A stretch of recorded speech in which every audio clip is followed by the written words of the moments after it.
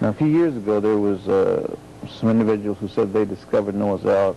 You mean the Ark of the Covenant? The Ark of the Covenant, I should say, on Mount Nebo, which is in Jordan, in the Jordanian. Well, this was proven to be a hoax. They said that two 5 by 4 foot objects were sitting flat on the floor in a chamber that was 7 foot by 7 foot by 7 foot. Also by, shall we say, enlarging the photograph that they supplied. The nail heads, tack heads that they used to build this thing, they had a photograph of, were the skid-proof tops, and they didn't have those in those days.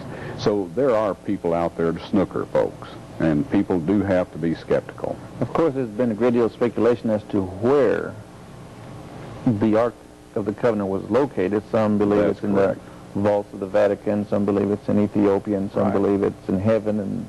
And but you saw it with your very own eyes. That's correct, John. Now, in the prophecy of Revelation, John saw the Ark of the Covenant in heaven. What the reader has to be aware of is that prophets saw things in the future, in the past, and if you check to see when he saw it, that was a future period of time, all right?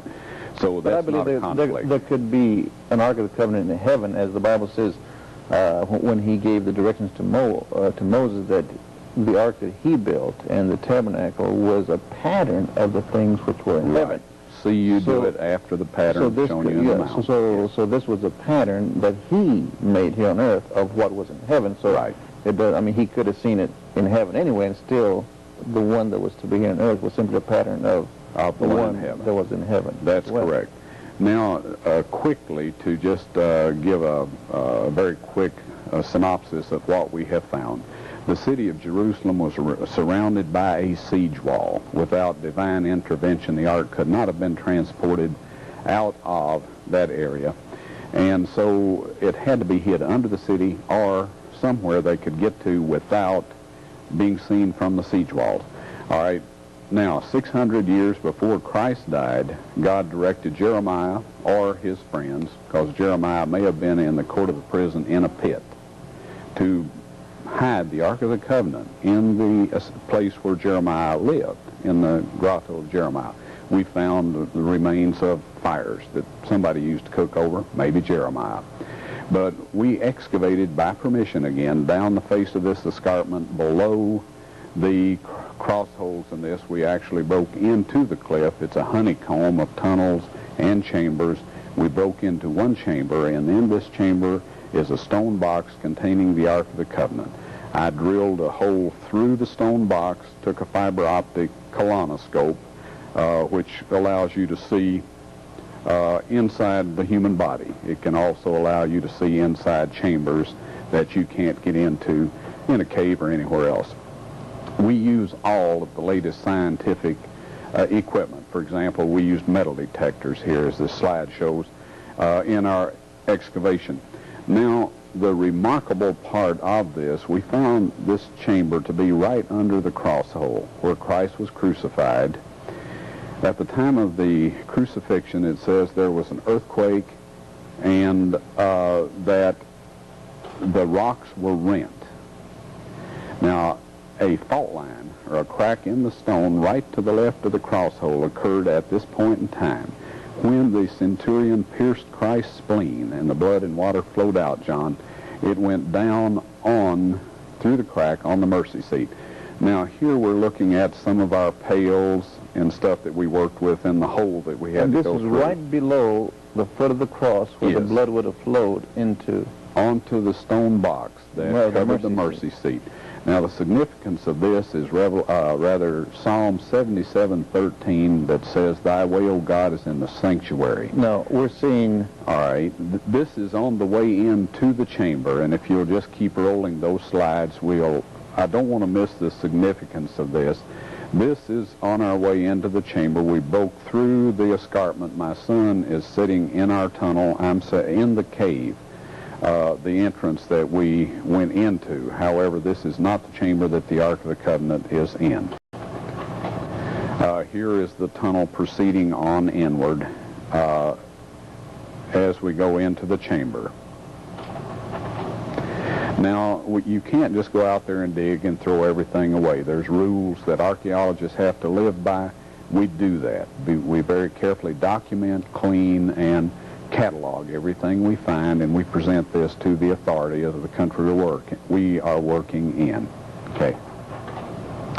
This is in the tunnel again, on our way into the chamber. Just to give you some idea of the honeycomb effect of or condition of this slide.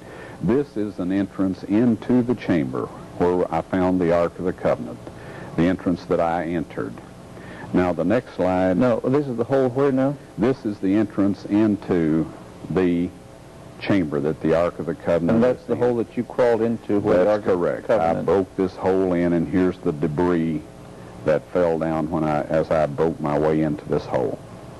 The next slide shows the inside of the chamber, and right here is the door that the Ark was brought in through originally. This is several feet under the debris from the many destructions of the city. So this is where, now you are inside the chamber. I'm inside the chamber. And you're looking out through another end of it. I'm looking at the original entrance that was used when the stuff was brought in. But this is not the place that you came into the chamber? No. Okay. No, this is underground and is inaccessible without weeks of archaeological excavation. All right, I attempted to film the Ark of the Covenant through the colonoscope and also through the just with cameras right there to film the stone box. And so all that blank picture actually was an attempt to photograph the Ark of the Covenant, but for whatever reason it didn't. I took it with 35 millimeter camera, and everything else turned out, John, but this didn't. I took it with Polaroid, and every time I took it, I got a whiteout. I have video of the entire inside of the chamber, but when I directed it at the container of the Ark of the Covenant, I had electronic dropout. And the only conclusion I can reach is that God didn't want that shown at this point in time. The reality of that would probably have triggered some feverish activity and maybe some war out there. We had a person shot to death at our excavation site. So this is a serious situation, and that is why I do not disclose the actual location. Now, what you see in front of you here is a very ancient olive tree that is in the traditional Garden of Gethsemane. No, this is the olive tree? That's right. This is an old olive tree. There's several of them in this garden. Now, under one of these trees, Christ reached his final decision to die for man. Had he not decided to do that at that point in time, you and I would be lost, hopelessly lost. Now, once again, to reestablish what happened here, the significance of it, on the Day of Atonement, Christ was represented by a goat. As the sin bearer, he was a goat. As the sinless sacrifice, he was represented by a lamb. When he died, or when that goat was killed, its blood was taken into the most holy place, sprinkled on or near the mercy seat. Now, when Christ died, he died and his blood spilled down through a crack in the rock onto the top of the box that covered the Ark of the Covenant and the mercy seat. Now, this shows the relationship between the old covenant, the covenant of sacrifices of sheep and goats and bullocks, and the new covenant, which is the death of Christ. By faith that he would come and die, Abraham and those believers received forgiveness for their sins and cleansing from the tendency to sin. Today, John, by faith that Christ did indeed come and die for us, we look back to his death, and by appealing to the Father in the name of Christ, we are cleansed by the blood of Christ, and we are helped to be rehabilitated.